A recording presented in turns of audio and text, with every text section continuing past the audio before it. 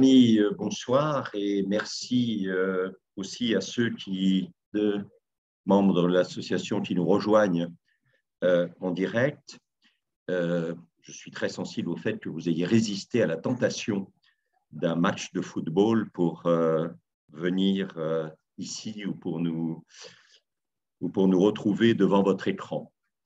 Alors, une toute petite nouvelle. Vous le savez, certains d'entre vous sont inscrits au cycle qui s'appelle « Une heure, une œuvre » et qui permet de suivre une présentation en direct une fois par mois, le lundi soir, entre 19h et 20h, ou de la recevoir chez soi éventuellement après. Une présentation consacrée donc de préférence à une exposition à Paris portant sur autant que possible de l'art moderne et contemporain. Le 28 novembre, c'est-à-dire lundi prochain, Une heure, une œuvre sera consacrée à Alice Neel, très intéressante et problématique peintre femme américaine. J'ai appelé la présentation « L'envers du rêve américain ». Et puis, je ne savais pas trop quoi faire le 19 décembre, mais je suis allé voir l'exposition consacrée à Walter Richard Sickert au Petit Palais. Je ne saurais trop vous la recommander, c'est une exposition absolument magnifique. Et donc, je parlerai de Sickert, quelqu'un qui a été beaucoup vécu en France et est à la fois un disciple très proche de Whistler et aussi quelqu'un pour qui la rencontre avec Degas a été fondamentale. Voilà, alors ce soir, c'est un peu autre chose. Apparemment, une ou deux personnes ont renoncé à s'inscrire au cycle cette année parce que le choix des artistes ne leur convenait pas. Et je pense peut-être que Rosa Bonheur était un peu responsable, effectivement, de cette réticence. Alors, vous le savez, l'exposition, en fait, a commencé à Bordeaux, qui est la ville natale de Rosa Bonheur. Elle y est née le 16 mars 1822. Donc, on célèbre cette année le bicentenaire de sa naissance. Alors, c'est vrai que 2022, évidemment, c'est le centenaire de quoi? Bien, le 18 novembre, vendredi dernier, nous avons célébré avec émotion le centenaire de la mort de Marcel Proust, vous le savez.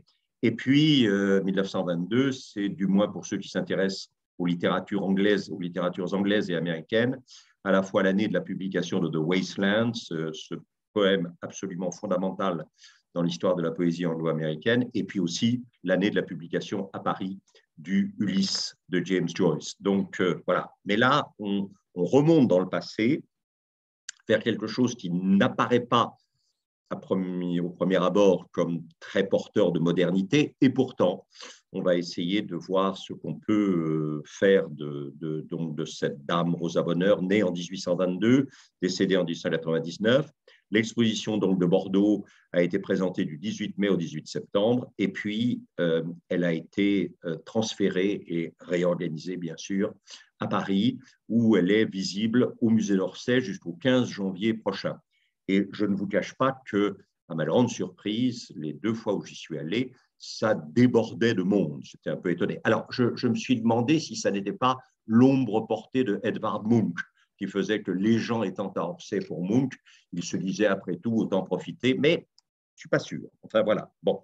Catalogue, bien sûr. Alors, je dois vous présenter les excuses vous demander d'accepter les excuses de Yannick Poirier, le directeur de la librairie Chan.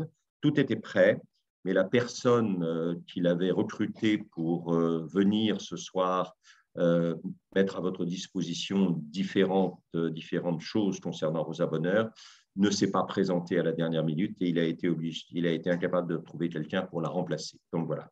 Le catalogue à gauche. À droite, ce petit volume, moi j'aime beaucoup cette collection qui s'appelle Paroles d'artistes, qui est toujours bilingue, français-anglais, et qui propose sur la page de gauche une citation de l'artiste et sur la page de droite une œuvre. C'est assez, je trouve que dans l'ensemble, on y trouve beaucoup de choses intéressantes et vous verrez, j'ai emprunté pas mal de citations de Rosa Bonheur à ce petit volume. Si par hasard vous êtes des fanatiques de Rosa Bonheur,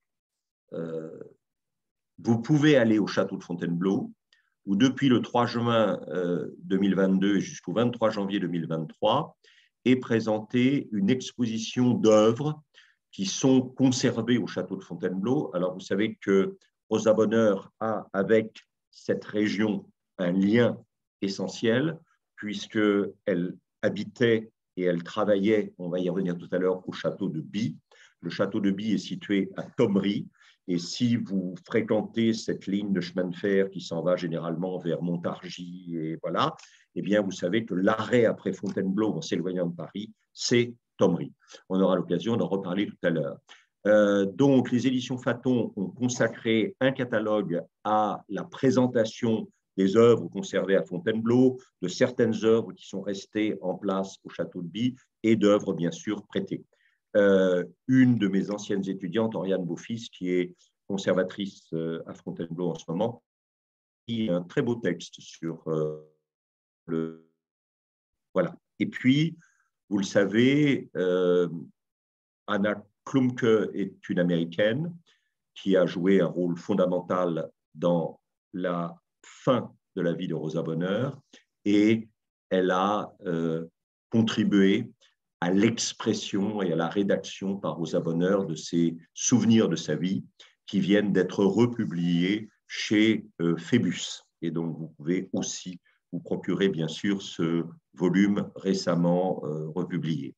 Et puis, dans l'ordre des hors-séries sur lesquels nous jetons toujours un coup d'œil, un qui avait été publié très tôt, au moment de l'exposition bordelaise, qui s'appelait Rosa Bonheur, le peintre des animaux chez Télérama hors-série, et puis un peu plus proche de l'exposition d'Orsay, le Connaissance des arts hors-série, aussi consacré à Rosa Bonheur.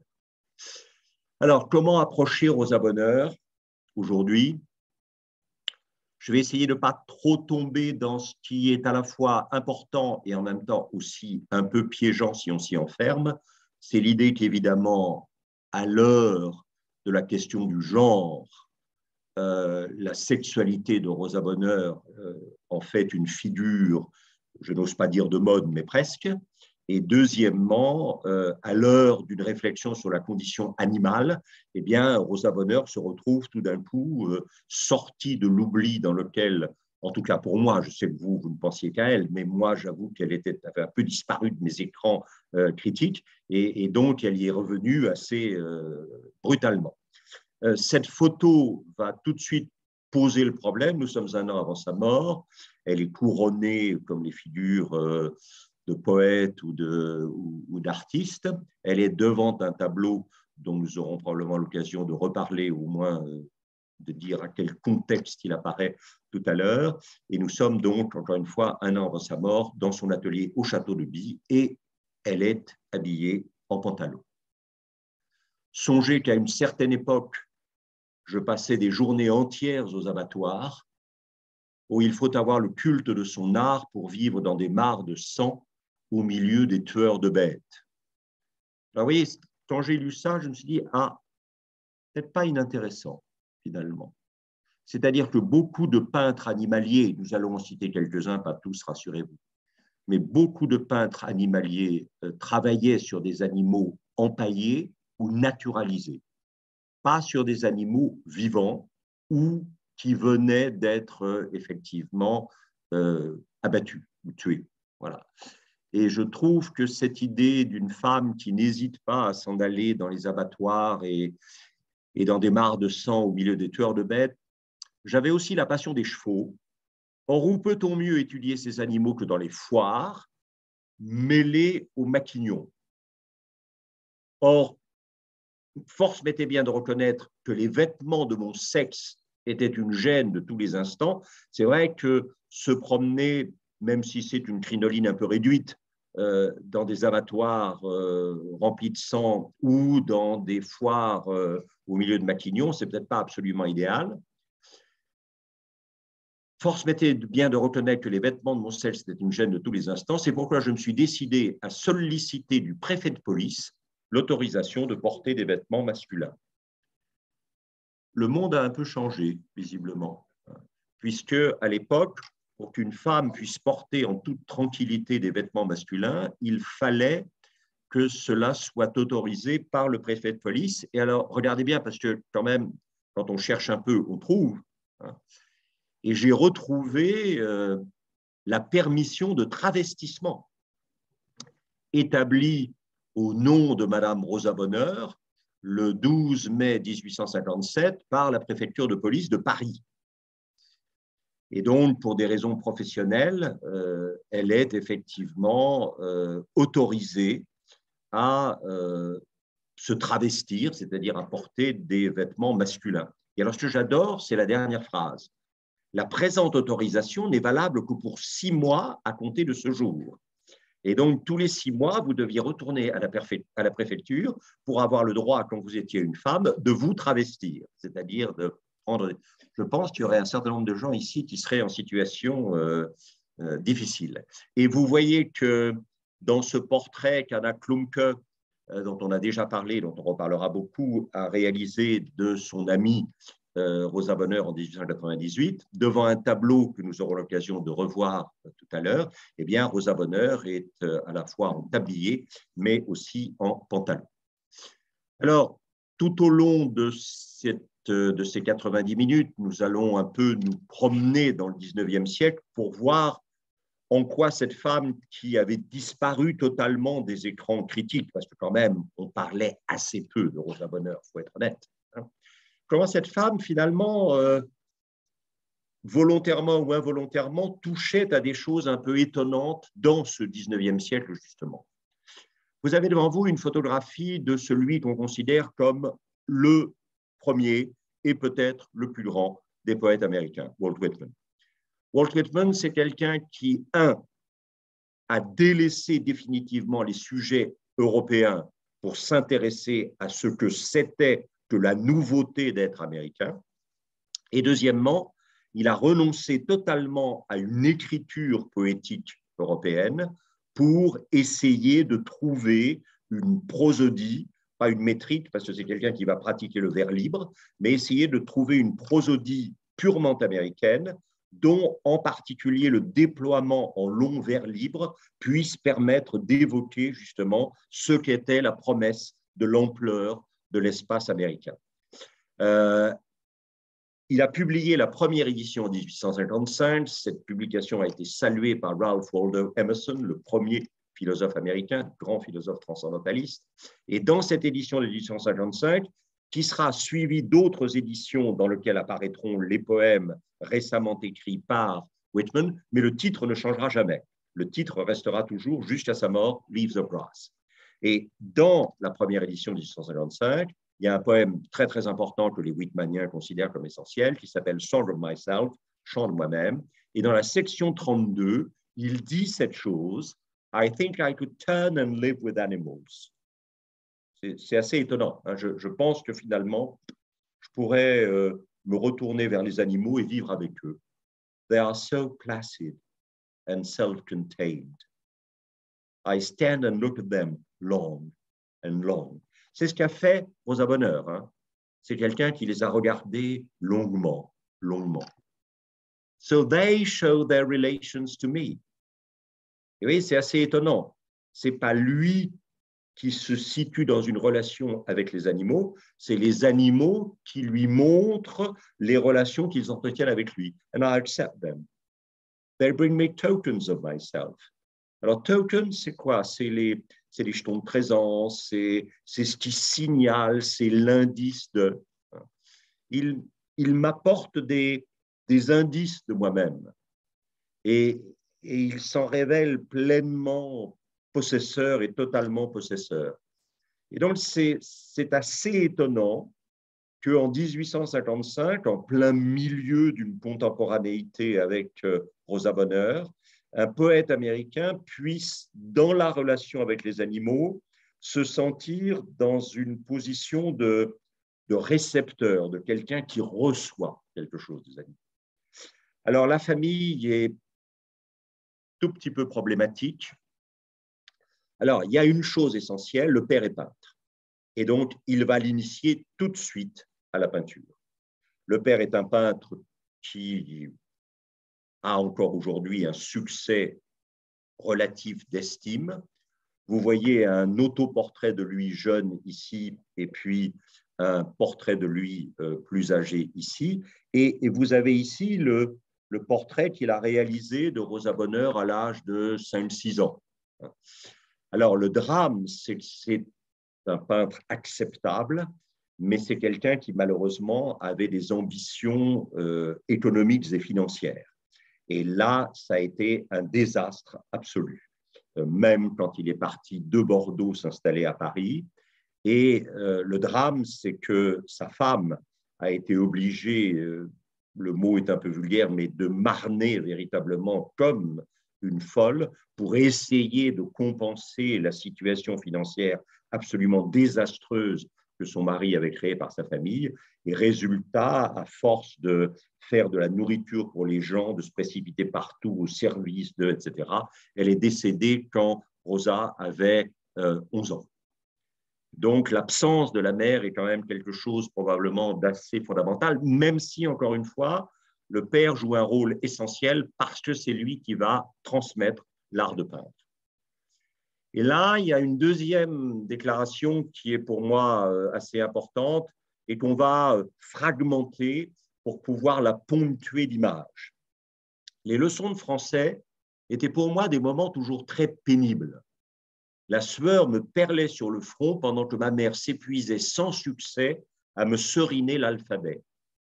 Un jour, cependant, elle eut une idée lumineuse. Elle me dit de dessiner un âne à côté d'un A. Alors, je ne suis pas sûr que ce soit ce dessin-là, bien sûr. Deux choses. Je pense personnellement, et si vous allez à Orsay, vous prenez, vous savez, les 3-4 petites feuilles qui vous remettent gratuitement à l'entrée. Et vous verrez qu'une des commissaires de l'exposition dit que quand elle a commencé à regarder Rosa Bonheur, elle ne connaissait pas les dessins et que peut-être c'est la découverte des dessins qui a pour elle été essentielle. Je dois dire que honnêtement, je n'avais pas lu ça. Et pour moi, dès que j'ai recommencé à travailler sur Rosa Bonheur pour préparer ces rencontres de ce soir, j'ai été aussi fasciné par les dessins. Et puis alors, dans ce qui vient d'être dit, il y a quand même quelque chose de très important. C'est que le rapport de Rosa Bonheur au monde ne passe pas en priorité par les mots, mais par l'image. Il y a visiblement une réticence au verbal et un choix privilégié du visuel, mais de l'image et pas de la lecture. Bon, c'est un peu ridicule de rappeler ça maintenant, mais j'ai dû probablement d'ailleurs la citer plusieurs fois. Francis Bacon, donc ce peintre assez fabuleux de notre deuxième moitié du XXe siècle, disait souvent « Why paint it if you can write it ?» À quoi ça sert de le peindre si vous pouvez l'écrire? Et donc, l'image, la peinture, prend la place d'un défaut du verbal, d'une absence du verbal, d'une non-maîtrise du verbal ou d'une non-accordance au verbal. Cependant, un jour, elle est une idée lumineuse. Elle me dit de dessiner un âne à côté d'un A, un bœuf à côté d'un B.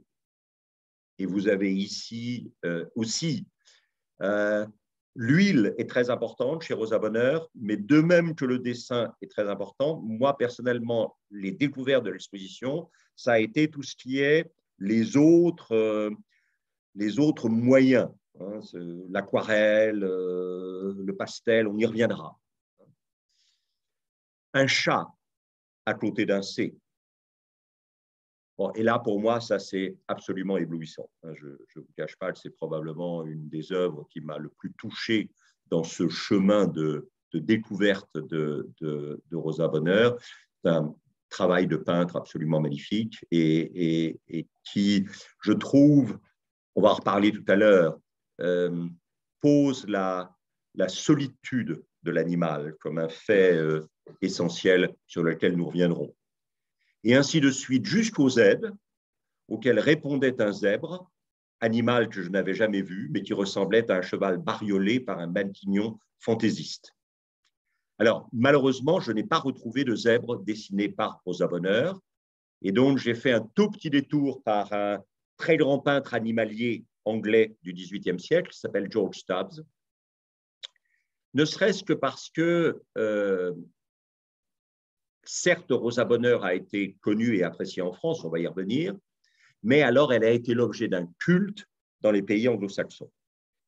Et ce culte dans les pays anglo-saxons vient probablement d'une tradition de peintres animaliers anglo-saxons, dont probablement en Angleterre au XVIIIe siècle, George Stubbs est le représentant le plus brillant. Peut-être aussi, j'en parlais avec des amis récemment, de cette idée que là où nous avons tendance à nous installer, sinon dans l'abstraction, au moins dans des choses assez résonantes, l'anglais va utiliser spontanément le recours à l'animal. Pensez à des proverbes. Un tien vaut mieux que deux, tu l'auras, en français. En anglais, a bird in the hand is worth two in the bush. Un oiseau dans la main, c'est mieux que deux dans le buisson. Un tien vaut mieux que deux, tu l'auras. Le monde appartient aux gens qui se lèvent tôt. En anglais, the early bird catches the worm. C'est-à-dire, c'est l'oiseau qui se lève tôt qui, lui, aura le ver. Et cette tendance à articuler de la sagesse, disons populaire, dans des références animalières est peut-être à l'origine d'un regard plus immédiatement accueillant de la part des anglo-saxons, en particulier des Anglais, on va en reparler dans un instant, de Rosa Bonheur. Alors, cela dit, son frère, un de ses deux frères, était sculpteur, Isidore Bonheur, et vous avez ici une statue qu'il a réalisée en 1853 et qui a été présentée à l'exposition universelle de 1855, où vous avez un zèbre qui est attaqué par une panthère. Alors, le problème de la sculpture, c'est que pour faire le noir et le blanc du zèbre, c'est un peu plus compliqué, mais voilà. Bien. Et je vous rappelle qu'elle a été aussi, d'une certaine manière, sculptrice, puisque vous avez ici un mouton broutant ou paissant qui a été réalisé par Rosa Bonheur, alors probablement au départ sous la forme d'un plâtre, et puis qui a été fondu vers 1842 et fondu assez tardivement en 1891. Je ne reviendrai pas sur la carrière du sculpteur, qui n'est pas négligeable, mais qui ne me semble pas, je peux me tromper, avoir effectivement l'importance de la carrière de peintre. Et vous avez ici quand même une représentation d'une famille. Je pense effectivement que vous reconnaissez Rosa Bonheur, qui est évidemment avec son carton à dessin et en train de dessiner.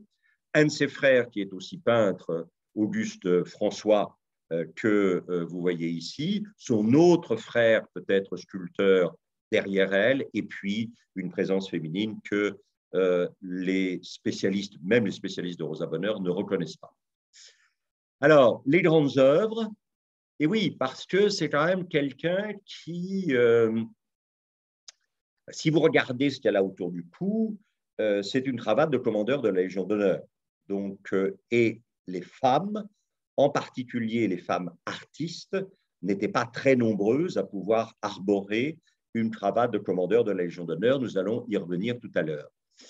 Alors, parmi les œuvres fondamentales, vous avez évidemment ceci, le labourage nivernais ou le sombrage.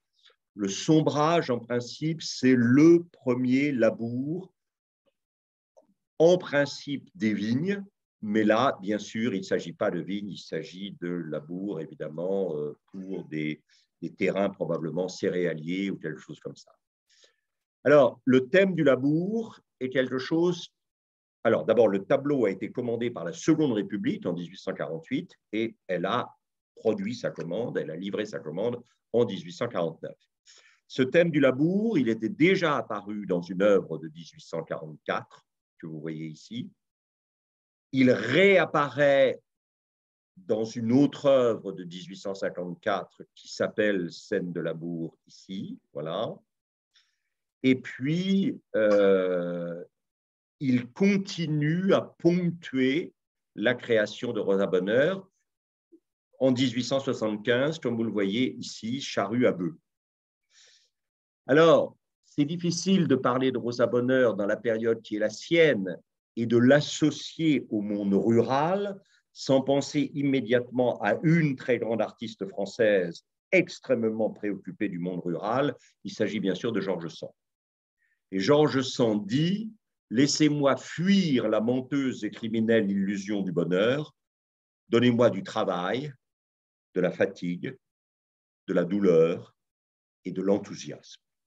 Et je ne vous cache pas qu'en retrouvant cette citation de George Sand, je me disais, mais au fond, cette idée que l'enthousiasme peut survivre à travers le travail, la fatigue et la douleur, il y a peut-être de ça, effectivement, qui apparaît dans ces scènes de labour. Regardez ce qu'elle dit. Je résolus de peindre un attelage de 3 paires de bœufs. Ça, c'est sa réponse à la commande de la Seconde République. Et en me mettant à l'œuvre, j'avais bien aussi l'arrière-pensée de célébrer au moyen de mon pinceau l'art de tracer les sillons d'où sort le pain qui nourrit l'humanité tout entière. Sauf que si vous y réfléchissez, tracer des sillons dans la terre, ça peut être aussi d'une certaine manière tracer des sillons sur une feuille ou sur une toile avec un crayon, avec un pinceau, etc. Il s'agit d'une certaine... Alors, probablement, l'enfoncement de la charrue dans le sillon représente peut-être un effort supplémentaire et plus exigeant et plus austère. Mais il me semble néanmoins que j'entends, mais peut-être je peux me tromper, hein, bien sûr, je peux certainement me tromper, j'entends une sorte de proximité entre le laboureur dans son champ et la dessinatrice, la peintre femme qui, dans le champ de la feuille, dans le champ de la toile, trace des sillons, d'où sort le pain, qui là n'est plus un pain matériel, mais un pain qu'on peut appeler spirituel, psychologique, qui nourrit l'humanité tout entière. Et elle tient à vous montrer la bave qui sort de la bouche des, enfin, on appelle ça, je ne sais pas, mais voilà, des bœufs, parce qu'il y a l'effort, bien sûr, et que la terre résiste. La terre, ce travail du labourage consiste quand même à mettre la terre dans un état de chaos, d'où finira par surgir, évidemment, la promesse du pain. Mais voilà. Et vous avez cette idée aussi très probablement d'une collaboration des générations, puisque le père est probablement derrière la charrue, et c'est, on peut supposer, le fils qui un jour, dans le grand cycle des saisons, mais des saisons de la vie, prendra la place du père, qui là, pour le moment, joue un autre rôle, qui est celui, évidemment, d'aiguillonner les bœufs pour qu'ils ne renoncent pas à l'effort du traçage du sillon. Voilà, donc pour moi, encore une fois, j'ai trouvé que le regard sur ces textes de Rosa Bonheur donnait tout d'un coup, me semble-t-il, une dimension peut-être plus dense, plus profonde à sa création que je n'avais su le voir jusque-là. Vous avez ici un retour des champs avec très probablement des sacs. Après, je ne sais pas trop quoi, parce que je ne peux pas dire que la saison soit très avancée au point de vue végétation ou qu'elle est peut-être déjà en train de se finir. Mais il y a aussi quelque chose quand même qui me paraît extrêmement intéressant. Alors, on va en reparler, je vous l'ai dit. Elle va faire, la passion qu'elle suscite en Angleterre va être à l'origine d'un long voyage en Angleterre qui l'emmènera jusque dans les Highlands écossaises et qui lui vaudra une réception assez triomphale de la part de rien moins que la reine Victoria elle-même. Victoria tiendra à la recevoir quand elle sera en Angleterre. Et là, vous avez, avec un arrière-plan qui est probablement un arrière-plan de Highlands écossaises, vous avez le problème de gens qui transportent du charbon. Et vous sentez bien que là, on est un peu à la lisière de deux mondes. Un monde qui est encore agricole et puis un monde qui découvre autre chose, qui est peut-être, alors charbon ne veut pas dire immédiatement industrie, mais peut-être quand même aussi un peu. Et là, je n'hésite pas à faire un rapprochement peut-être qui vous paraîtra un peu tiré par les cheveux, mais mais je vous rappelle que Claude Monet n'a pas peint que des dames en crinoline dans de merveilleux jardins. Et que vous avez ici, vers 1875, un tableau de Claude Monet qui s'appelle Les déchargeurs de charbon, et qui vous rappelle que le charbon, il sert à la fois dans les grandes villes, probablement à se chauffer, mais que c'est aussi grâce au charbon qui a porté le fer à incandescence et à liquéfaction, et donc à possibilité de manipulation et de transformation. C'est le charbon qui est responsable pour le pont en métal que vous voyez évidemment en haut du tableau et à l'arrière de la scène des déchargeurs de charbon. Alors ce travail à la campagne du charbon, certes, mais quand même, hein, il apparaît dans des dessins de Rosa Bonheur. Alors, Rosa Bonheur est quelqu'un, je vous l'ai dit, qui dessine très bien, et puis qui n'est pas non plus sans réfléchir qu'un dessin, ça peut devenir une gravure, que ça passe par le cuivre, que ça passe par la pierre, la lithographie, et qu'une gravure, c'est bien sûr une source de revenus qui perdurera après que le tableau ait été vendu, bien sûr. Hein. Et on est là dans ce qu'on appelle les produits dérivés, et ça n'est pas inintéressant de penser que Rosa Bonheur était, semble-t-il, assez soucieuse de cela. Hein. Et vous avez ici, bien sûr, non seulement vous avez vu ce qui a dû être un dessin et qui a dû devenir une gravure, mais même dans la peinture elle-même, qui est évidemment le support, le moyen le plus noble, hein, vous avez cette scène de gens en train de brûler du charbon dans la nature qui est représentée par Rosa Bonheur en 1853. Alors, cela dit, évidemment, l'enracinement, hein, dans la ruralité est quelque chose d'extrêmement important. Vous avez ici quelque chose qui s'appelle la fenaison Auvergne. Le premier, Rosa Bonheur est quelqu'un qui ne s'intéresse qu'assez peu à la mer. Elle ira à Nice, mais on a très peu de traces peintes de voyages, de présence au bord de la mer. Par contre, les montagnes, alors pas forcément de très grandes montagnes, mais des montagnes plutôt anciennes, l'Auvergne, alors montagnes plus jeunes avec les Pyrénées, et puis les Highlands écossais vont être très importants pour elle. Alors, toujours, regardez bien les deux premiers bœufs de l'attelage. Voilà, tout ça va être utilisé pour le tableau avec, et ça c'est probablement un des aspects les plus séduisants de Rosa Bonheur, c'est-à-dire ces feuilles de papier où elle ne cesse de juxtaposer des angles de vue sur une seule réalité. Il y a une sorte, il y a un art du point de vue chez Rosa Bonheur que personnellement j'aime beaucoup et qui apparaît, me semble-t-il, le plus clairement dans ces feuilles dites feuilles d'études. Vous en verrez pas mal à l'exposition, ceux qui ne sont pas encore allés, et où on sent qu'elle tourne autour de son sujet et d'une certaine façon, elle voudrait que le moins possible d'angles de vue sur ce sujet lui échappe.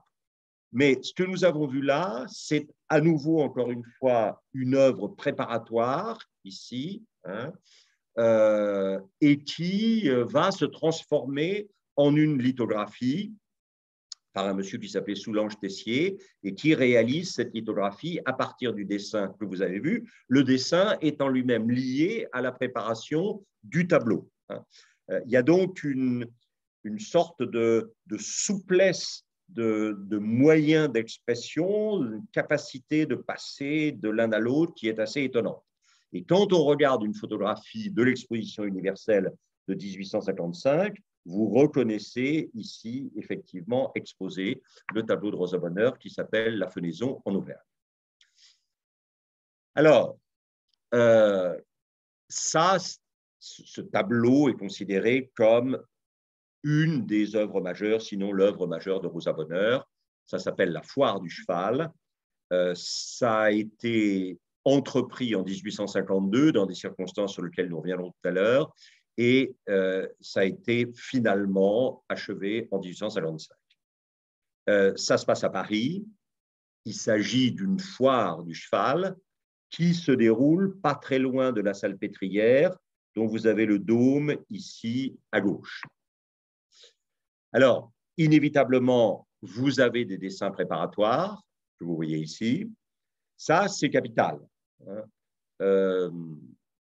C'est plus tout à fait exactement ce qu'on appelait le modèle Lowe dans l'art ancien. Vous savez que 16e, 17e, première moitié du 18e, vous n'avez pas de marchand d'art. Il faudra attendre l'enseigne de Gersaint, finalement, pratiquement, mais vous n'avez pas de marchand d'art. Si vous voulez un tableau, vous allez dans l'atelier de l'artiste. Vous lui demandez de vous faire quelque chose, ça peut être une annonciation, une visitation, tout ce que vous voudrez, et vous repassez quelques jours après, probablement une bonne semaine, et vous avez ce qu'on vous appelle un modèle Lowe. Alors, le modèle Lowe, aujourd'hui, dans notre langue à nous, ça s'appelle POC, Proof of Concept. Voilà. Et une fois que le client a vu le modèle Lowe et donné son accord, ça a un aspect contractuel. C'est-à-dire que vous donnez votre accord à votre modèle Lowe, à un moment, il faudra revenir chercher le tableau. Et pour le patron de l'atelier, dès que le modèle Lowe est accepté, il commence à répartir les tâches, puisque généralement, le tableau va être le résultat de la collaboration de plusieurs mains. Le maître de l'atelier a la vision de la composition. Et si c'est un sujet classique, l'originalité de la composition est ce qui fait le prix, évidemment, du tableau. Et puis ensuite, la réalisation du tableau est déléguée pour certaines parties à des gens que le maître de l'atelier considère comme meilleurs que lui dans le domaine de, ça peut être du paysage, ça peut être des animaux, ça peut être, etc. Voilà. Mais là, au départ, c'est la mise en forme, la composition. Ça peut d'ailleurs passer d'un dessin à une première version peinte de taille réduite par rapport à la taille définitive. Et vous continuez à faire évidemment des dessins qui accompagnent la progression de la réalisation de l'œuvre. Alors évidemment, les chevaux, et là aussi c'est assez étonnant, puisque à l'époque, un certain nombre de gens pensent et disent très clairement qu'à leur avis, la peinture n'a jamais su représenter exactement le pas du cheval, c'est-à-dire on suggère un galop, mais les jambes ne sont jamais dans la position dans laquelle elles sont normalement lors d'un galop. Et alors, vous me voyez venir avec mes gros sabots, c'est le cas de le dire. C'est-à-dire qu'évidemment, si vous regardez, alors, il naît un tout petit peu après elle, mais pas si longtemps que ça après elle. Et il meurt un tout petit peu après elle, mais pas si longtemps que ça après elle. Et vous voyez que ce Britannique émigré aux États-Unis qui s'appelle Edward Muybridge, qui est et là vous sentez, la peinture voit apparaître le rival ou la rivale, c'est-à-dire la photographie, qui elle va pouvoir rendre compte de manière extrêmement précise de la décomposition du mouvement, bien sûr, et donc il ne sera plus question de dire que le galop du cheval c'est comme ça si ça ne correspond pas à ce que la photographie vous dit. Et alors, regardez bien, c'est complètement fou. Vous avez vu, il naît en 1830, il meurt en 1904. Vous savez qu'il a un équivalent français, et que cet équivalent français s'appelle Étienne Jules Marais. Si vous regardez la date de naissance de Étienne Jules Marais, c'est 1830, et si vous regardez sa date de décès, c'est 1904, exactement comme Muybridge. Et ce qui est complètement fou, c'est que justement Marais va inventer ce fusil photographique qui va permettre, en appuyant sur la gâchette toutes les secondes, de prendre toutes les secondes un cliché qui permettra de reconstituer extrêmement précisément la position successive des jambes du cheval lors d'un galop. Et si vous, non seulement vous utilisez le fusil photographique, mais vous utilisez des machines sur lesquelles Muybridge et Marais sont constamment en train de travailler, vous allez pouvoir avoir ça. C'est-à-dire que vous allez pouvoir devant vous regarder exactement le mouvement des jambes du cheval dans un galop. Et la vieille phrase que je vous ai sortie, je ne sais combien de fois ici, j'hésite à la ressortir, mais je vais quand même oser, la fameuse phrase de, effectivement, Paul Gauguin dans une lettre à son ami Daniel de Montfred, hein, où il lui dit, parlant des photographes, « Vous verrez qu'un jour leurs images auront des couleurs et qu'elles bougeront. » Eh bien, les images des photographes n'ont pas encore des couleurs, mais elles bougent. Toujours les dessins préparatoires et des dessins préparatoires qui, bien sûr, s'attachent à l'impression générale, mais s'attachent aussi aux détails. Vous sentez bien qu'ici, on est en train de travailler sur quelqu'un qui, probablement dans le tableau, va lever le bras droit pour retenir un cheval ou tenir la rêne d'un cheval. Vous avez raison. Voilà. Et alors, évidemment, on peut difficilement parler de Rosa Bonheur et des chevaux si on ne parle pas d'un peintre assez fabuleux, passionné par les chevaux, et qui était bien sûr Théodore Géricault.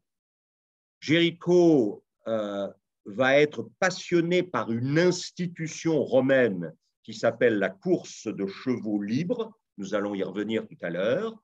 Et Géricault va produire pas moins de 20 petites études à l'huile pour préparer un grand tableau de cette course de chevaux libres à Rome, mais malheureusement, il n'achèvera jamais le tableau puisqu'il décédera avant, effectivement, la réalisation du tableau.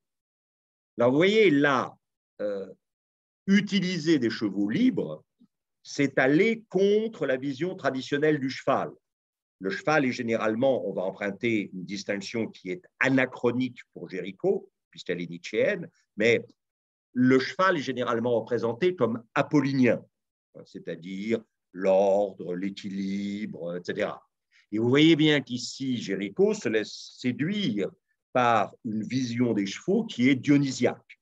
Quand vous reprenez évidemment George Stubbs, encore, je vous rappelle que George Stubbs est le grand spécialiste du cheval. En Angleterre, il a installé dans l'appentis qui est à côté de sa maison un cadavre de cheval suspendu par les pieds. Et il attend que le cadavre pourrisse, et au fur et à mesure du processus de pourrissement, il enlève les couches pour faire apparaître les muscles, le réseau du système nerveux, etc. Il publiera le premier livre de l'anatomie du cheval détaillé depuis la peau jusqu'au réseau du système nerveux. Et là aussi, c'est fondamental puisqu'on entre vraiment dans cette idée que la connaissance ne vient pas effectivement de l'auditus, mais du visus. Ça ne vient pas de ce qu'on vous raconte, ça vient de ce que vous voyez. Et donc ici, vous avez ce superbe cheval par le spécialiste du cheval qui est évidemment terrifié par l'apparition de ce qui est là le dionysiaque, c'est-à-dire le lion. Et vous voyez que cette dimension dionysiaque chez Géricault, elle reste extrêmement forte.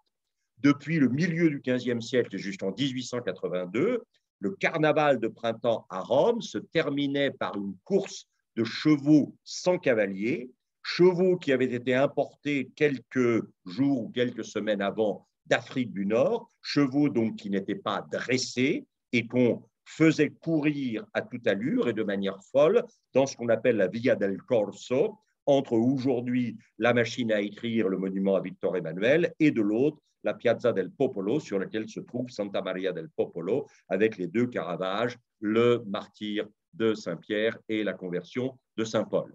Et ces chevaux, qui sont des chevaux qui viennent d'un ailleurs, qui n'a pas encore été maîtrisé par la civilisation européenne ou qui est en train de l'être, mais pas complètement, ces chevaux s'opposent évidemment complètement à ce que vous voyez ici chez Stubbs, qui est le phaéton du prince de Galles, et où vous voyez que le cheval, là, est parfaitement maîtrisé, et la figure même, évidemment, d'une rationalité humaine qui s'impose au cheval, qui s'y soumet et qui, évidemment, va devenir celui qui transporte cette rationalité humaine à travers le réel. Et vraiment, la violence chez Géricault est extrêmement forte. Elle est probablement le produit d'une violence intérieure qu'on a appris à connaître. Mais c'est complètement différent de ce que vous voyez ici de Stubbs, bien sûr, à Newmarket, qui reste encore aujourd'hui en Angleterre un des grands lieux d'élevage de chevaux et de course de chevaux.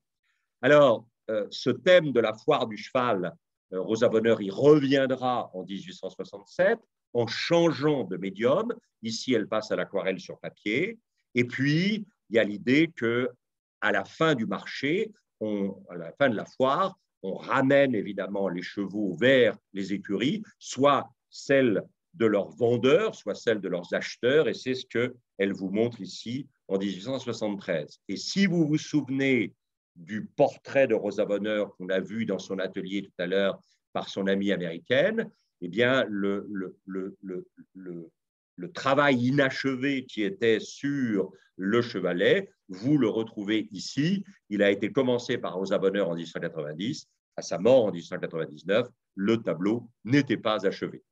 Ce thème du cheval l'obsède, visiblement. Elle y revient dans un tableau qui, là non plus, n'a jamais été achevé, mais est quand même assez abouti. Commencé en 1864, à sa mort en 1999, il n'est toujours pas fini. Il est conservé aujourd'hui au Musée des Beaux-Arts de Bordeaux. Il représente la foulaison du blé en Camargue, avec une volonté très probablement de jouer sur des chromatismes blancs très nets avec 3 chevaux à droite, et puis des marrons clairs entourés de marrons plus foncés tendant sur le noir dans les 4 chevaux ou 5 chevaux du centre. Hein, voilà. Et puis, toujours cette idée des dessins préparatoires. Alors, bon, tout ça va lui valoir ce que vous voyez ici. J'ai parlé de la Légion d'honneur, mais la Légion d'honneur, c'est Napoléon III largement sur la demande de sa femme, l'impératrice Eugénie de Montijo, qui fait l'honneur à Rosa Bonheur, et c'est un peu étonnant, hein, que de venir effectivement au château de By à Thomery lui rendre visite. Et vous voyez l'impératrice ici, bien sûr, suivie d'une petite cour, mais de la cour quand même, hein, qui rend visite effectivement à la femme peintre dans son atelier. Alors, peut-être certains d'entre vous le savent, le château de By aujourd'hui a été transformé en un lieu de chambre d'hôtes, mais les parties du château qui ravaient encore des éléments de présence et de souvenirs de Rosa Bonheur ont été extrêmement soigneusement conservés et entretenus par la propriétaire. Vous pouvez donc y résider, mais vous pouvez aussi le visiter, bien sûr. Il faut encore une fois aller à Thomery. Voilà. Et le bâtiment que vous voyez ici sur la droite, hein, avec les verrières, bien sûr, en haut, ce bâtiment, c'est bien sûr l'atelier. Et vous avez ici un portrait, 6 ans avant sa mort, de Rosa Bonheur, toujours en pantalon dans son atelier, par Georges Achille Fould, en train de travailler sur, d'un côté, des chevaux et devant elle, évidemment, des lions. Voilà. Alors, l'avantage de l'atelier et l'avantage du château de Thomery, c'est la proximité, évidemment, de la forêt de Fontainebleau.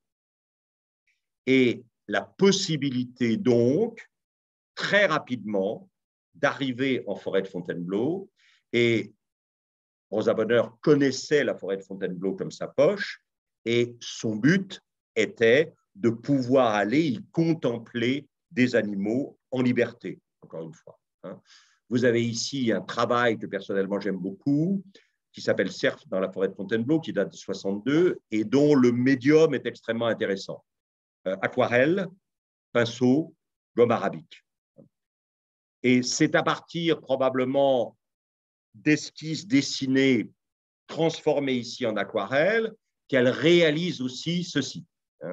Les 15 études de Cerf, que personnellement, encore une fois, j'aime beaucoup, vous l'avez compris, parce qu'il y a une sorte de, je dirais que l'éclatement de l'image traduit une fascination qui ne cherche pas la maîtrise du sujet, si vous voulez. Pour moi, il n'y aurait qu'un cerf, ce serait un sujet maîtrisé.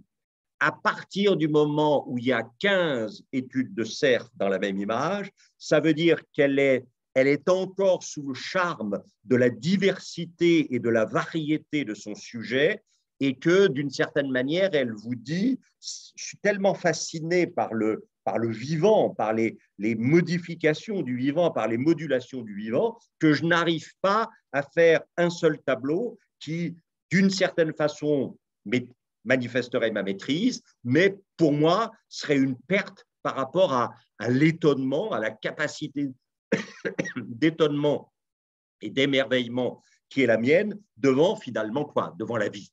Je crois que c'est ça.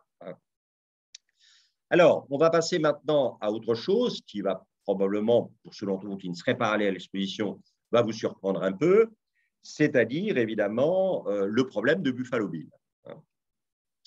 Et oui, parce qu'à Paris en 1889, arrive ce qu'on appelle le Buffalo Bill's Wild West Show, c'est-à-dire qu'une fois que Buffalo Bill a tué les bisons de la prairie, ce qui a permis, parce que vous le savez, il y a deux types d'Indiens aux États-Unis. Il y a les Indiens sédentaires qui sont dans le sud-ouest, hein, en gros les Indiens Pueblo, les Indiens Navajo, etc. Et puis, il y a les Indiens des plaines qui sont effectivement des nomades.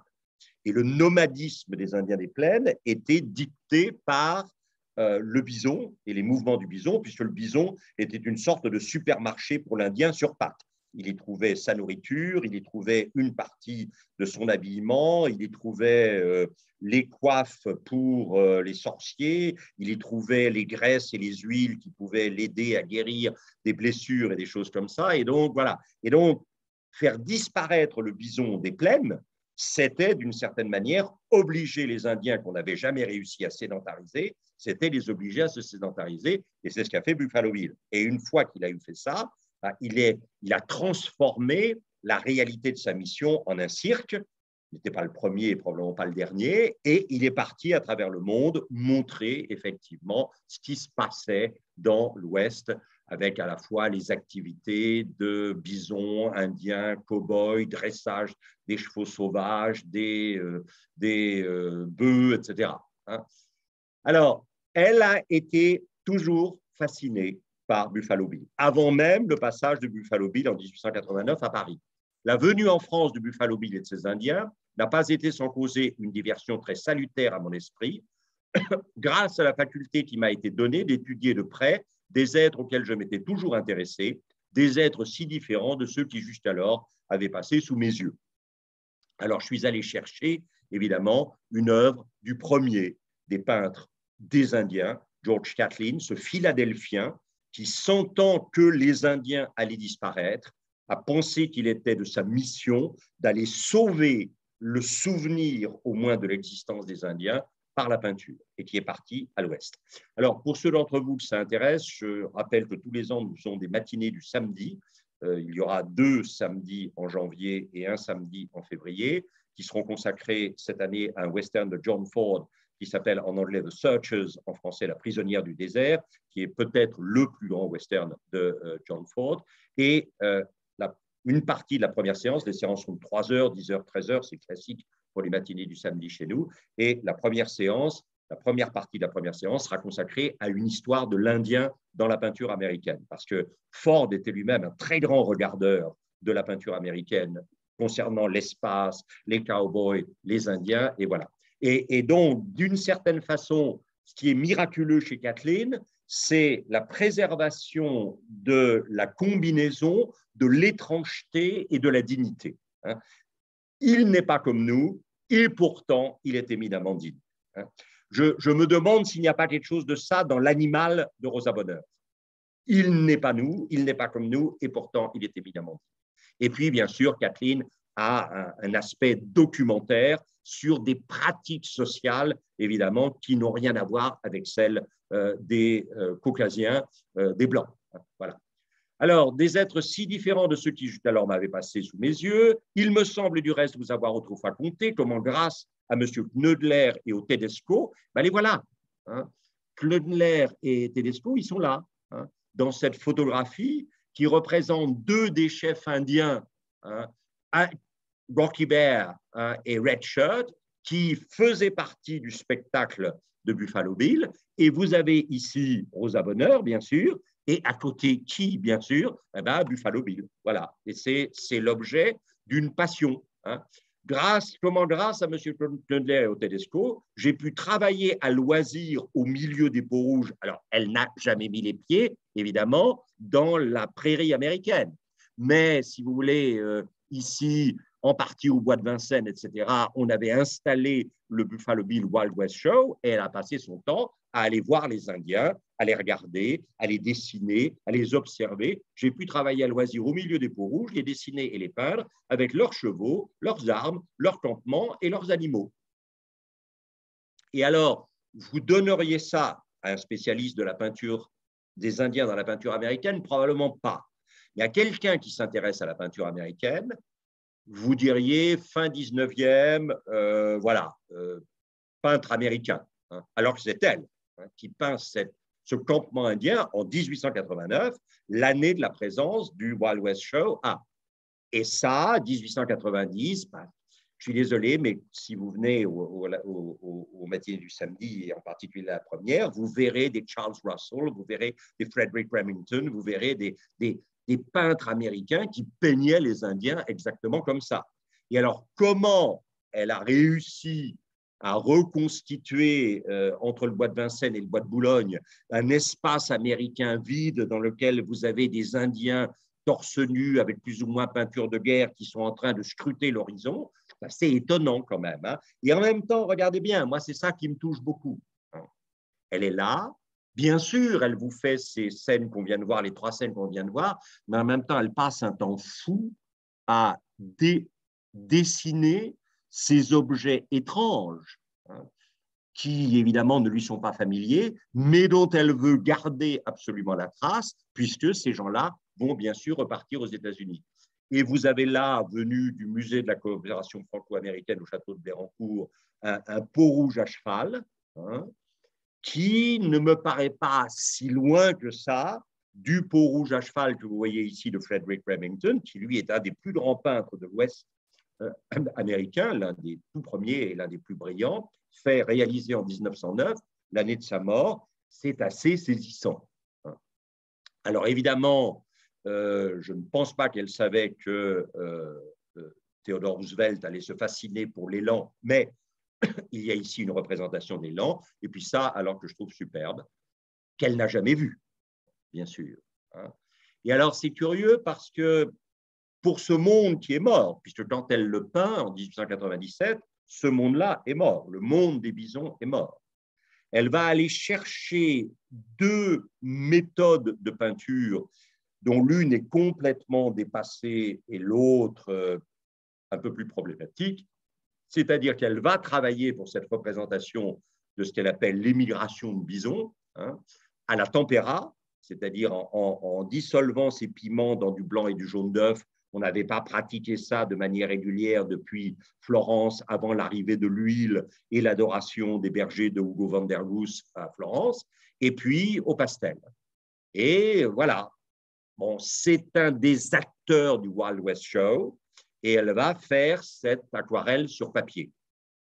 Même, j'ai fait le portrait équestre du colonel Cody, et c'en est la reproduction que vous avez pu voir sur les immenses affiches dont il avait coutume de tapisser les murailles des villes. Et là, voilà le portrait à cheval que nous allons retrouver dans une minute. Mais voyez, 9 ans avant sa visite, elle avait déjà fait un dessin qu'elle a transformé en gravure pour pouvoir le lui dédicacer et lui offrir à monsieur le colonel Cody. Et ce que vous venez de voir ici, vous allez le retrouver évidemment ici. Et si vous ne saviez pas que le vendredi 23 juin à Arras, vous aviez eu le Buffalo Bills Wild West, ben vous l'avez là. Mais il y a mieux encore. C'est-à-dire, évidemment, là, une sorte de... Alors, je ne sais pas si vous la voyez, elle est au premier plan.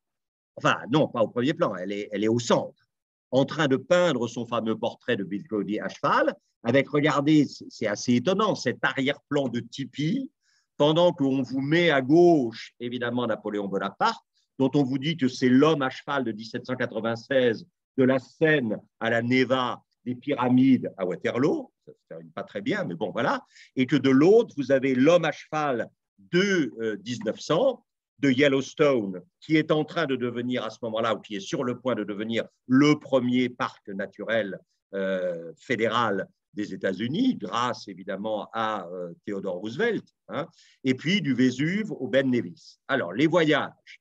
Vous avez ici ce qu'on appelait à l'époque une carte de visite photographique. Si vous avez visité les expositions sur Proust récemment, vous avez forcément vu cette mode. Au moment où la photographie est arrivée, on a renoncé à la carte de visite imprimée pour faire des cartes de visite photographiques. Vous avez ici une aquarelle qui illustre son goût évident pour les paysages montagneux. Elle a beaucoup aimé et beaucoup fréquenté les Pyrénées, que vous voyez ici, avec peut-être des suggestions d'activités de contrebandiers qui traversent, évidemment. Voilà. Parce que là, on ne peut pas dire que la présence des animaux qui suggéraient le thème pastoral soit vraiment très visible. Et donc, ces gens qui transportent des choses, soit sur leur dos, soit à cheval, voilà. Et puis, vous avez ici ces muletiers espagnols qui traversent les Pyrénées. Mais vous avez aussi des scènes dans lesquelles non pas l'homme est absent, parce que vous voyez bien que tout ce qui est de l'ordre de la fragmentation de l'espace par les barrières, de la création de puits ici à l'arrière, tout ça dit effectivement une présence de l'homme. Mais l'homme disparaît de la représentation picturale au profit simplement des animaux. Alors l'homme réapparaît ici dans ce berger landais, hein, qui est représenté pour lui, pour son visage, hein, alors qu'ici, il est représenté pour sa tâche, c'est-à-dire celui qui rassemble et conduit, hein, dans un arrière-plan. Et puis, vous avez cette image qui est assez étonnante, hein, parce que ce qui est intéressant ici, c'est le titre. Ça date de 1858 et ça s'appelle « La conversation ». Et alors, vous sentez bien qu'elle est en train de vous suggérer, que vous le vouliez ou non, qu'en fait, le berger entretient avec son chien une relation de collaboration qui confine à la conversation. Encore une fois, chez nos amis anglais, on dit souvent que les animaux ne sont pas des frères inférieurs, mais des frères muets. Alors, autre endroit, bien sûr, qui l'a fasciné, je vous l'ai dit, ce sont les Highlands. C'est l'occasion d'un voyage en Angleterre qu'elle poursuit assez longuement jusqu'en Écosse, avec un passage par Londres et une réception officielle de la reine Victoria. Et puis, vous avez évidemment ce tableau d'un peintre anglais mineur de l'époque, hein, né en 1822, mort en 1904, qui s'appelait Frederick Goodall, et qui vous représente Rosa Bonheur en train de peindre dans les Highlands écossaises. Alors, voilà, bon, c'est, faut pas vous imaginer qu'il n'y a pas des choses importantes, hein. Je vous rappelle qu'en 1745, un jeune homme pas très intelligent, mais assez courageux, qui s'appelait Bonnie Prince Charlie, a essayé de récupérer la couronne d'Angleterre au profit des Stuarts, puisque son grand-père, Jacques II, l'avait perdu. 1688, la Glorieuse Révolution. Il est venu se réfugier à Saint-Germain-en-Laye, où il est toujours d'ailleurs dans la première chapelle à droite, dans son tombeau. Et le père, le fils de Jacques II, le père de Bonnie Prince Charlie, avait essayé en 1715, ça avait raté. En 1745, ça a failli réussir, mais ça a quand même raté. Et à ce moment-là, évidemment, Georges II a essayé, Georges II a essayé de remettre de l'ordre en Écosse. Les Écossais, vous le savez aujourd'hui, sont dans une situation un peu étrange à l'intérieur du Royaume-Uni. Et si vous allez en Écosse régulièrement, vous avez entendu parler évidemment du génocide celtique. Alors, ce génocide celtique, c'est quoi? C'est la dissolution des clans. Les clans ont été dissous. Deuxièmement, il leur a été interdit de parler gaélique. Troisièmement, tout ce qui pouvait être signe d'une écosséité, en particulier le port du kilt par les hommes, a été interdit. Et tout ce qui était les références aux couleurs traditionnelles, tartan, etc., a disparu. Il y a un véritable génocide culturel celtique. Si vous avez des amis écossais, ils vous raconteront ça. Il faudra attendre le début du 19e siècle et le déplacement célébré par Turner du futur George IV, qui n'était à l'époque que le prince régent, premier déplacement d'un membre de la famille royale à Édimbourg depuis 1745 pour que la relation commence à se réchauffer. Et vous le savez, le prince Albert achètera, pour que ça ne soit pas un domaine royal, que ça reste une possession privée de la famille royale, un château en Écosse, le château de Balmoral, où évidemment la présence régulière d'Albert et de Victoria tous les étés restaurera le lien organique entre la famille royale et l'Écosse. Et là, vous avez une Rosa Bonheur qui vous montre des Écossais habillés en Écossais. Ah, chouette. Voilà. Alors, il y a tous les problèmes du possible folklore, exotisme un tout petit peu, où il y a le respect pour une tradition qui est différente de la mienne, mais qui fait sens pour ceux qui habitent et qui donne une dignité à ceux qui l'observent. Vous avez les deux personnages avec les chapeaux à pompons, les bérets à pompons, et puis vous avez celui de dos qui a aussi son béret à pompons et qui vous déploie magnifiquement son tartan pour bien vous montrer qu'on est revenu à une vie normale. Dire que l'Écosse est très calme, ce n'est pas vrai. Il y a des bandits de grand chemin, bien sûr, qui pratiquent des raids sur les troupeaux isolés dans les Highlands. Vous avez ici un Highland Raid. À nouveau, vous avez une disparition de la figure humaine au compte des animaux dans l'espace naturel, avec une insistance sur une dimension difficile d'appeler psychologique, mais comme par hasard, c'est la mère et l'enfant.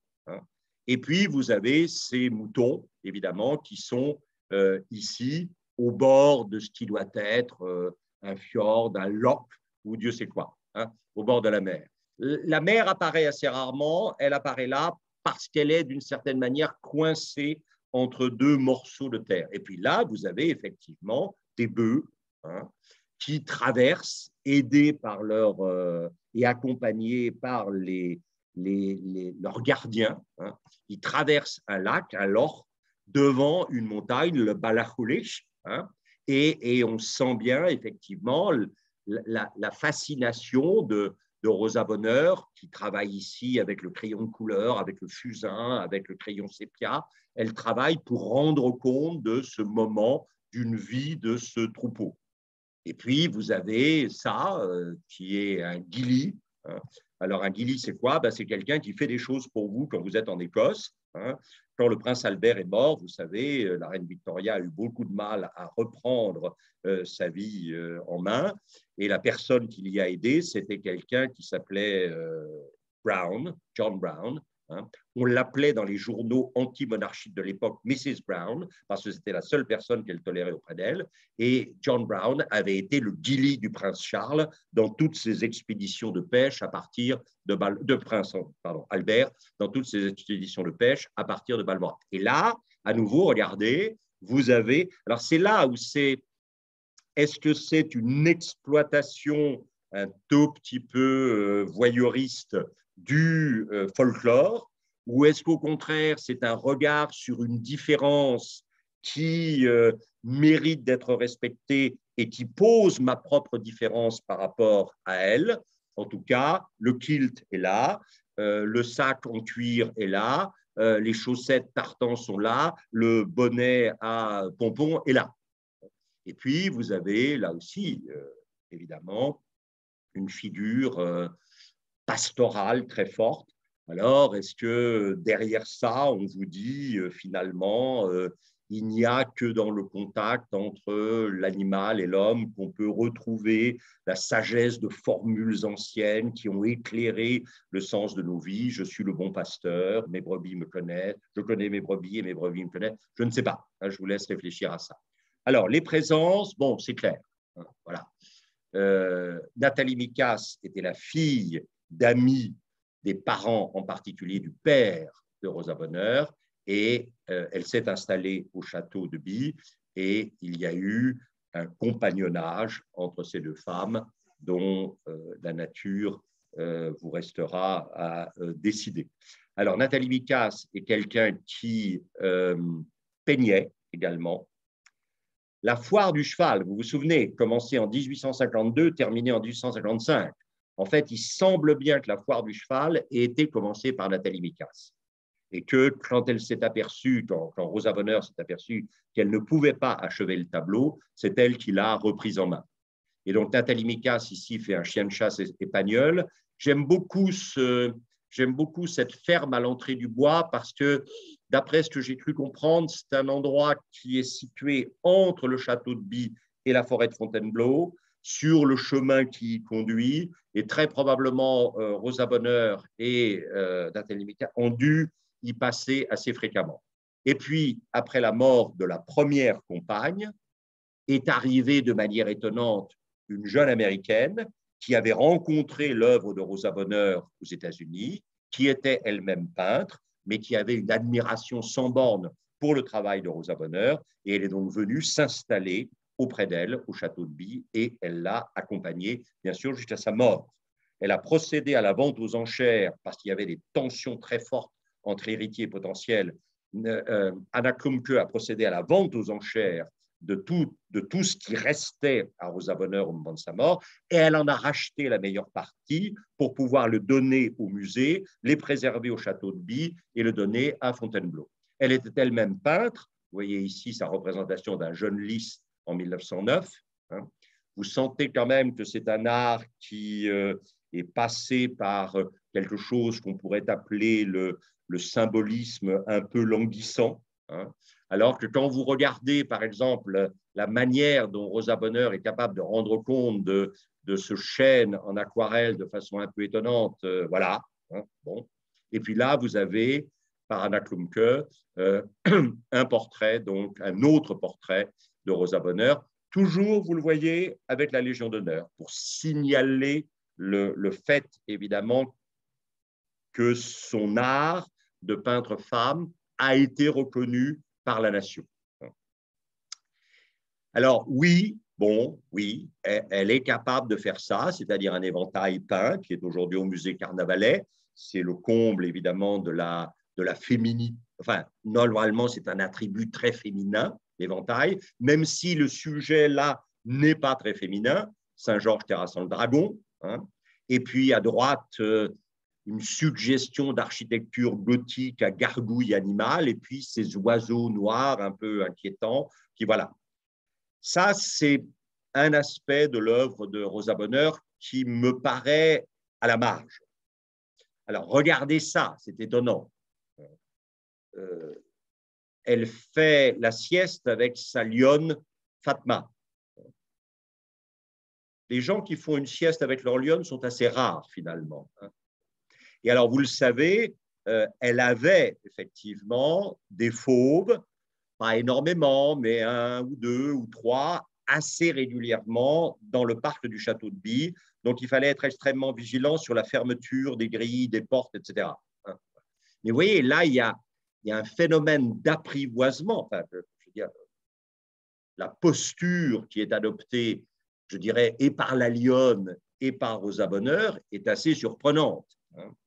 Et alors, on a ces toiles où vous avez un contrepoint entre, d'un côté, l'extrême précision de la représentation animale, parce que ça, c'est ce qu'elle veut absolument, et puis le côté très, très imaginé et très suggéré du paysage, parce que ce genre de paysage, elle ne le connaît probablement pas. Mais elle arrive à l'évoquer, peut-être en regardant des œuvres d'orientalistes de l'époque, et puis elle pose devant ce paysage, évidemment, son lion.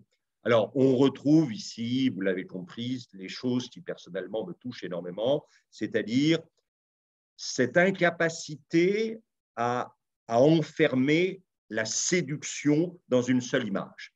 Et cette manière de rendre compte de la capacité du vivant à constamment me surprendre et à constamment me séduire par l'angle, la posture, une partie du corps. Voilà, ça, pour moi, ça, c'est vraiment… Et Dieu merci, l'exposition vous permettra vraiment d'apprécier ça. J'aime beaucoup celui-ci, le lion qui veille, avec à nouveau cette représentation impeccable du lion lui-même, et puis cette suggestion d'un désert et d'un lointain qui est volontairement peu précise, évidemment.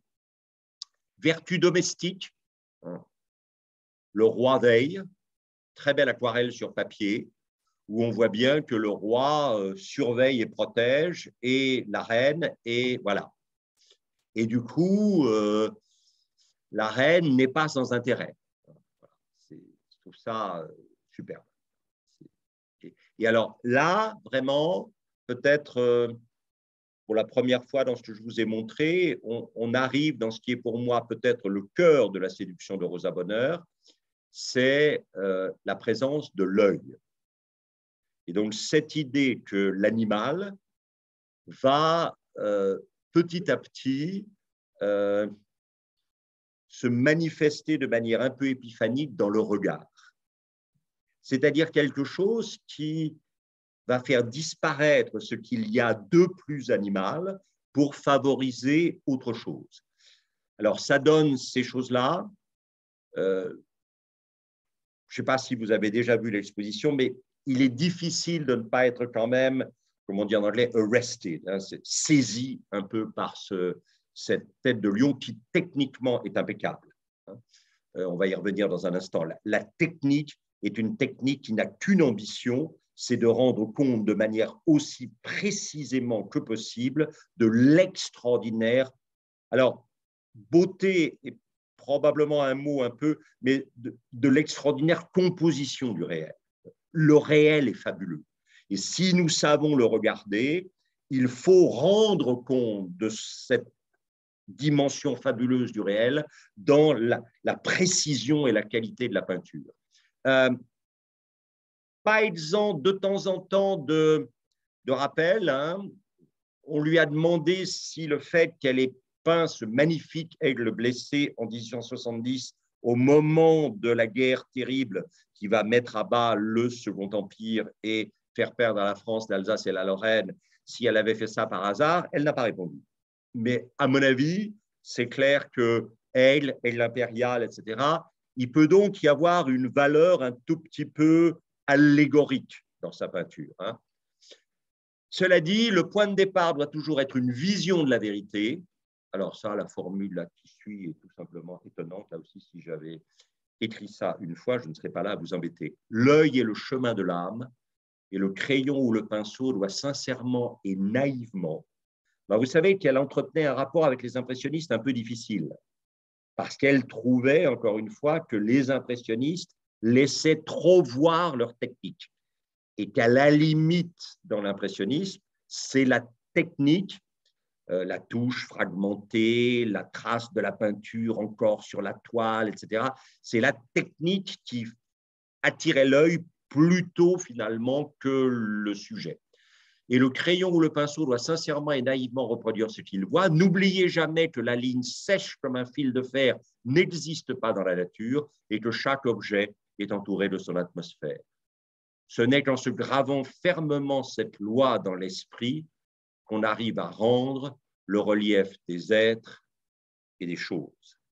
Alors pour moi, c'est très intéressant parce qu'il est évident que dans les êtres, vous avez et les hommes et les animaux qui appartiennent au même monde, qui se distinguent de celui des choses. Les animaux appartiennent à cette catégorie qu'on appelle l'être. La chose, non. Elle est là. Alors, je ne suis pas sûr que je sois absolument ébloui par les lapins, mais bon, voilà. Par contre, je trouve ces deux chevaux absolument fabuleux. Voilà, bon. Encore une fois, souvent, d'abord, je crois que ce que je préfère chez elle, en dehors des études que nous avons parlé, hein, ce sont les animaux seuls. Parce que, évidemment, on a tendance à représenter l'animal comme partie d'un groupe ou d'un troupeau. Et sa capacité à isoler l'animal, à en faire une singularité vivante, me paraît quand même assez intéressante. Qu'il s'agisse ici dans un très beau mélange d'aquarelle et de gouache, hein, d'un cerf ou ici d'un mouton au repos, je pense qu'elle prend un énorme risque de sentimentalité, soyons clairs, un peu tarte, et je pense qu'elle y échappe. Et je pense qu'elle y échappe probablement là aussi par le regard. Alors, elle peut ne pas être sans humour, puisque ça s'appelle, c'est une très belle aquarelle sur papier, ça s'appelle Sultan et Rosette. Bon, je pense que vous n'aurez aucun mal à identifier et Sultan et Rosette. Cela dit, je pense qu'elle se retient au bord de quelque chose qui pourrait être absolument calamiteux et qui serait l'anthropomorphisme, le côté Walt Disney avant la lettre. Je pense on sent qu'elle n'est pas très loin, mais elle ne bascule jamais, alors que le peintre préféré de la reine Victoria, Sir Edwin Landseer, que vous voyez ici, lui basculera dans l'anthropomorphisme. Ça s'appelle Alexandre et Diogène. Donc, vous avez bien compris qu'Alexandre est là, et que Diogène est dans son tombeau et dans son tonneau, pardon, ici. Alors, la description des animaux est assez impeccable, formellement parlant. Moi, je suis assez réticent, justement, et regardez, je pense qu'au contraire, elle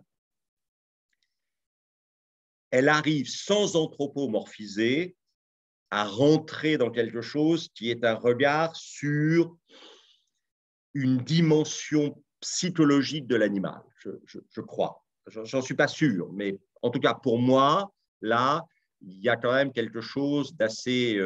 ce chien, à la fois probablement un peu fatigué de la chasse, puisque ça s'appelle Barbaro après la chasse. Ce chien un peu fatigué après la chasse et je délire probablement, mais peut-être un tout petit peu dans une tristesse d'être, après avoir été le compagnon du maître dans la chasse, relégué ainsi à. Et alors, en tout cas, ça donne des choses absolument fabuleuses comme ça. Je trouve super. Autre chien, et encore une fois pour moi, la solitude de l'animal me paraît être un lieu qui lui est vraiment essentiel pour être dans ce que, pour moi, maintenant, commence à représenter Rosa Bonheur. L'accord chromatique entre le marron roux du pelage et le marron roux automnal de la nature derrière n'est peut-être pas inintéressant pour d'autres raisons. Alors, elle peut céder à la tentation de l'exotisme, elle fait ça très très bien, mais voilà, très honnêtement, je préfère de beaucoup ça et je suis bouleversé par ça. Où il me semble que dans la solitude et dans l'enfermement de l'âme, la présence de ce mur vide de tout signe, et puis la volonté de montrer l'angle qui décrit l'enfermement. Ça, personnellement, me touche beaucoup. Je reviens sur Walt Whitman et sur la fameuse section 32 de Song of Myself. Je vous ai traduit le début. Je pense que je pourrais changer et m'en aller vivre avec les animaux. Ils sont si placides et concentrés en eux-mêmes. Je suis debout, je les regarde longuement, longuement, et j'avais supprimé cette partie-là. They do not sweat. Ils ne se font pas des sueurs. Et ils ne passent pas leur temps à gémir au sujet de leurs conditions. Ils ne passent pas leur nuit réveillés dans le noir et à pleurer pour leurs péchés. Ils ne me rendent pas malade à discuter de leurs devoirs à l'égard de Dieu. Aucun d'entre eux n'est insatisfait et aucun d'entre eux n'est rendu fou par le désir ou la manie de posséder des choses. Aucun d'entre eux ne s'agenouille devant un autre, ni ne s'agenouille non plus devant ceux de sa race qui vivaient il y a des milliers d'années. Aucun d'entre eux ne pourrait être défini comme respectable ou malheureux de par la terre entière. Et donc, ils me montrent les relations qu'ils ont avec moi, le lien qu'il y a entre eux et moi, et je l'accepte. Ils me rendent compte de moi-même. et la manière dont ils me rendent compte de moi-même, elle apparaît clairement dans leur possession, qui ne veut pas dire possession au sens matériel, mais qui veut dire en anglais self-possessed, cette espèce de maîtrise non hystérique de soi-même. Alors c'est vrai, je suis très sensible au côté fragmentaire, hein, qui renforce la notion d'apparition. Regardez comment sa palette, elle va peindre au cœur d'une palette extrêmement colorée ce cerf seul. Et puis, c'est vrai que, bon, peut-être à tort, mais j'ai gardé pour la fin ces images qui sont pour moi les plus bouleversantes, qui sont des images de ces chiens familiers. Et regardez ce qu'elle écrit, qui là me paraît aussi très fort. Je ne me plaisais qu'au milieu de ces bêtes. Je les étudiais avec passion dans leurs mœurs. Une chose que j'observais avec un intérêt spécial, c'était l'expression de leur regard. L'œil n'est-il pas le miroir de l'âme pour toutes les créatures vivantes? Là aussi, si j'avais écrit ça, je ne serais pas entièrement mécontent. L'œil n'est-il pas le miroir de l'âme pour toutes les créatures vivantes? Et là, je suis obligé de penser à lui, c'est-à-dire cette idée de quelqu'un qui vous dit, mais méfiez-vous de ce qu'on vous a appris sur des imperméabilités relationnelles entre l'animal et l'homme. L'animal a probablement été un moment de l'homme en devenir. Et vous avez cette superbe photo de Charles Darwin qui va publier en 1859 L'origine des espèces et qui est réalisée ici par Julia Margaret Cameron en 1881, femme photographe époustouflante, anglaise bien sûr, et vous le savez, parente de Virginia Woolf. Et j'avoue que, voilà, cet œil miroir de l'âme, je ne sais pas pourquoi, je le trouve particulièrement émouvant ici. Et vous voyez, bon, j'ai vu l'exposition une première fois à Bordeaux parce que j'y étais pendant les vacances, je l'ai revu, je suis allé un peu contraint, mais plus je regarde et voilà. C'est une leçon de regard sur non pas une infériorité, mais une différence. Et nous terminerons avec son regard à elle, et je vous remercie.